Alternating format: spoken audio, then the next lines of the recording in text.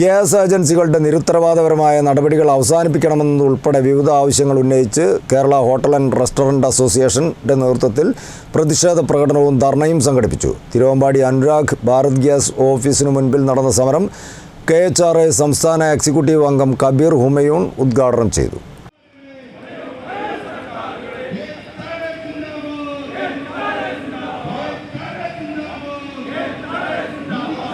Gas ഏജൻസികളുടെ നിരുത്തരവാദപരമായ നടപടികൾ അവസാനിപ്പിക്കുക, ഗ്യാസിന് വർദ്ധിപ്പിച്ച വില പിൻവലിപ്പിക്കുക, ഹോട്ടലുകൾക്ക് സർക്കാർ അനുവദിച്ച സിലിണ്ടറുകൾ ഉടൻ അനുവദിക്കുക, പൂട്ടിക്കിടക്കുന്ന ഹോട്ടൽ കൂൾബാറുകൾ എന്നിവ ഉടൻ തുറന്നു പ്രവർത്തിക്കാനുള്ള സാഹചര്യമൊരുക്കുക തുടങ്ങിയ ആവശ്യങ്ങൾ ഉന്നയിച്ചാണ് Kerala hotel and restaurant association നേതൃത്വത്തിൽ തിരുവമ്പാടിയിൽ പ്രതിഷേധ പ്രകടനവും ധർണയും സംഘടിപ്പിച്ചത്.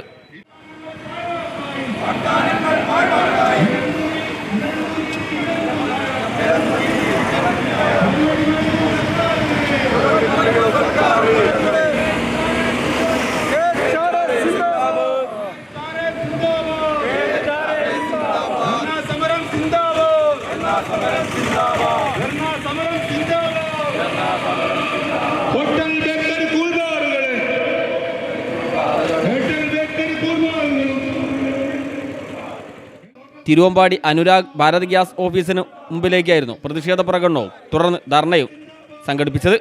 ധർണ KHRA സംസ്ഥാന എക്സിക്യൂട്ടീവ് അംഗം കബീർ ഹുമയൂൺ ഉദ്ഘാടനം ചെയ്തു.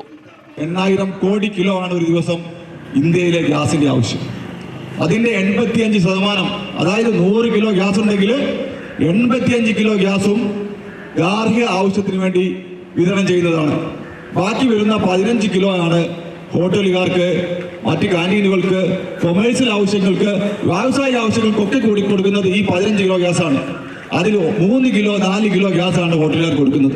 അതായത് 100 കിലോയിലാണ് പറഞ്ഞത്. 85-ല് 15-ല് 3 കിലോ 4 കിലോ വരുന്ന ആകെ ഹോട്ടലുകാരാണ് നിങ്ങൾ അവശ്യ സർവീസുകളല്ലേ എന്ന് പറഞ്ഞുകൊണ്ട് നിങ്ങൾ ഹോസ്റ്റലുകൾക്ക്, ആശുപത്രികൾക്ക് ഒക്കെ ഗ്യാസ് കൊടുക്കും, 100% ഗ്യാസ് കൊടുക്കും എന്ന് പറഞ്ഞുകൊണ്ട് നിങ്ങൾ ഇവിടെ തുടങ്ങിയ പരിപാടി ഞങ്ങൾക്ക് 10%-ലാണ് തുടങ്ങിയത്. പിന്നീട് അത് 20%-ൽ എത്തിച്ചു. നമ്മൾ സിവിൽ സപ്ലൈസ് ഉദ്യോഗസ്ഥരുമായി സംസാരിച്ചു. അതിന്റെ അടിസ്ഥാനത്തിൽ ഓരോ ദിവസവും ചർച്ചയാണ്. ആ ചർച്ചയുടെ അടിസ്ഥാനത്തിലൊക്കെ 20%-ആക്കി, 40%-ആക്കി, ഇപ്പോൾ 62%. അതായത് 10 കുറ്റി ഗ്യാസ് ഉപയോഗിക്കുന്ന എനിക്ക് ദിവസം 6 കുറ്റി ഗ്യാസ് തരണം. ഇത് തരുന്നുണ്ടോ എന്നുള്ളത് ഇവിടുത്തെ ഗ്യാസ് ഏജൻസികളും ഈ ഗ്യാസ് ഓയിൽ കമ്പനികളും ഒന്ന് പരിശോധിക്കണം. ജില്ലാ ഭാരവാഹികളായ VC യൂസുഫ് ഓമശ്ശേരി, ഷൈൻ അബൂബക്കർ താമരശ്ശേരി, മൊയ്തീൻ തിരുവമ്പാടി, സലാം മുത്തു ഈങ്ങാപ്പുഴ, സന്തോഷ് തിരുവമ്പാടി തുടങ്ങിയവർ സംസാരിച്ചു. News bureau, Thiruvambady.